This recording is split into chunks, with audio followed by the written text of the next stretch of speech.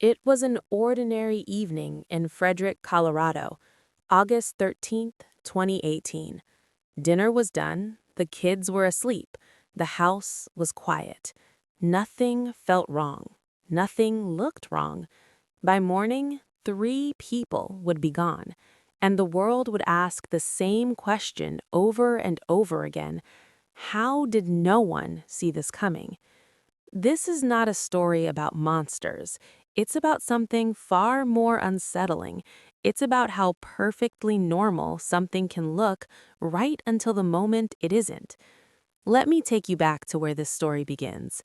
Not on that night, but years before. To understand what happened, you need to see what everyone else saw. 2825 Saratoga Trail, Frederick, Colorado. A quiet cul-de-sac, good schools, safe neighborhood, the kind of place where people wave to each other in the morning. The family who lived here seemed perfect. Chris and Shanann, married for 6 years, 2 little girls, Bella, 4 years old, Celeste, 3, and Shanann was pregnant with their third child, a boy. They'd already picked out his name. If you looked at their social media, you'd see exactly what they wanted you to see. Birthday parties, family trips, smiling faces. Shanann posted often about her kids, about her life, about her marriage. She worked from home, selling health supplements. She was charismatic, organized, the kind of person who made everything look effortless. Their neighbors would later say the same thing. They seemed like a normal family. I never heard any fighting. The kids were always so sweet. But if you looked closer, there were small cracks, not obvious ones, not violent ones, just pressure, financial stress. They'd filed for bankruptcy in 2015. The house was in foreclosure. Shanann's medical bills were piling up. Chris worked long hours in the oil fields. And in the spring of 2018, something else changed. Chris started acting differently. He lost weight, started going to the gym, changed his appearance. Shanann noticed. In June, she confronted him. He admitted it. He was having an affair. They tried to work it out. Shanann flew to North Carolina in early August to visit family, to clear her head, to think about what came next. She took the girls with her. Chris stayed home. On August 13th, 2018, Shanann flew back to Colorado. She landed just after midnight. Her friend picked her up from the airport, dropped her off at home around 2 a.m. Chris was home. The girls were asleep upstairs. It was a normal night. It was the last normal night.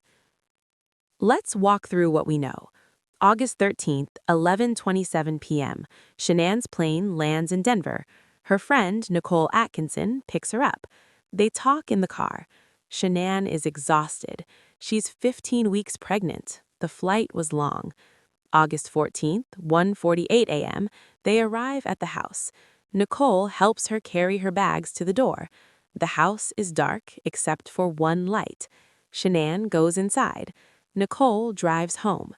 Now we only know what happened next from one person, and that person lied about it multiple times.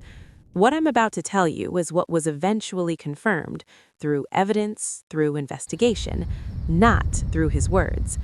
Shanann went upstairs. The girls were asleep in their rooms. She and Chris went to their bedroom. At some point in those early morning hours, something happened. There was a conversation, maybe an argument. We don't know exactly what was said, but we know what Chris did. He killed her. And then he went into her daughter's rooms, and he killed them too. By sunrise, all 3 of them were gone. Chris loaded their bodies into his work truck. He drove to an oil site owned by his company, a remote location about 40 miles away. He buried Shanann in a shallow grave. He put Bella and Celeste in oil tanks. Then he went to work, like it was a normal day.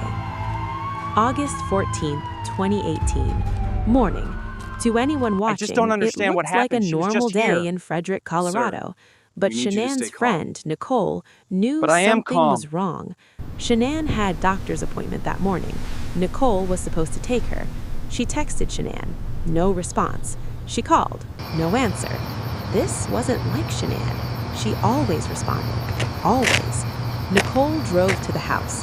The car was there. The door was locked. She knocked. No answer. She called Chris. He said he was at work. Said Shanann was probably at a friend's house. But Nicole knew better. By noon, she'd called the police. Frederick police arrived at 1:40 p.m. Chris came home from work. And this is where everything starts to unravel, because Chris had to act. He had to play the role of the worried husband, the confused father. Officer Kuhn asked him the obvious Copy questions. that. Over. Keep When an eye did on the you front. last see your wife? Did you have any arguments? Is there anywhere she might have gone? I'm on Chris it. said they'd had an emotional conversation that morning. He said Shanann told him she was going to a friend's house. He said he didn't know where the girls were. But when someone is lying, they tend to give too many details, or not enough. They contradict themselves. They change their story. Chris did all of that. He said the conversation was at 5 a.m. Then he said it was earlier. He said Shanann left in her car, but her car was in the garage. He said he didn't know where the girls were, but he was the last person with them. And then the neighbor showed police his security camera footage. August 14th, 5:27 a.m. Chris's truck is seen backing into the garage. For 40 minutes, nothing. Then the truck pulls out. No one else is seen leaving the house. Not Shanann, not the girls, just Chris. The officer asked Chris to explain. He stumbled. He said he was loading tools for work. It usually doesn't take that long. But by that evening, the case had escalated. Shanann's phone was still in the house. Her purse, her medication, This is the Unit girls' 7. We car have a seats perimeter were still in the secured. car. This wasn't a woman who left on her own. This was a disappearance, and Chris was the last person to see them alive. August 15th, 2018, Chris agreed to come to the police station for another interview. By now, the story was everywhere. Local news, social media, a missing pregnant woman and her 2 daughters. Chris even went on TV. He stood on his porch and made a plea. Shanann, if you're out there, please come home. I just want you back. He looked directly into the camera, and he lied. That afternoon, detectives asked him to take a polygraph test. He agreed, and he failed every single question. Now they pushed harder. Chris, we know you're not telling us everything. We know something happened in that house. For hours, he stuck to his story. Then, finally, he broke. He said Shanann killed the girls. He saw it on the baby monitor. He said he confronted her, and then something snapped. It was a lie, but it was enough to get him to reveal the location of the bodies. August 16th, 2018. Police went to the Survey 319 oil site. They found Shanann buried in a shallow grave, and they found Bella and Celeste inside oil tanks. The I just don't autopsy understand what results happened. came She was back just weeks here. later. Sir, Shanann had been we need you to strangled. stay calm. So were the girls. But I am Chris had calm. lied again. He killed all of them, not in a fit of rage, but one by one, with time in between, with decisions made. In November 2018, he pled guilty to 9 counts, including 3 counts of first-degree murder. He was sentenced to 5 life sentences without the possibility of parole. He's currently incarcerated in Wisconsin. In February 2019, he finally told the truth. In a 6-hour confession, he admitted to killing Shanann first, then driving to the oil site with the girls still alive in the truck. Bella was awake. She asked, "Is the same thing going to happen to me?" That was the moment, the one detail that couldn't be explained away, the one truth he couldn't escape. Copy that. Over. Keep an eye on the front. Why does this case stay with us? Why does it matter? Because it breaks the rules I'm we on it. tell ourselves.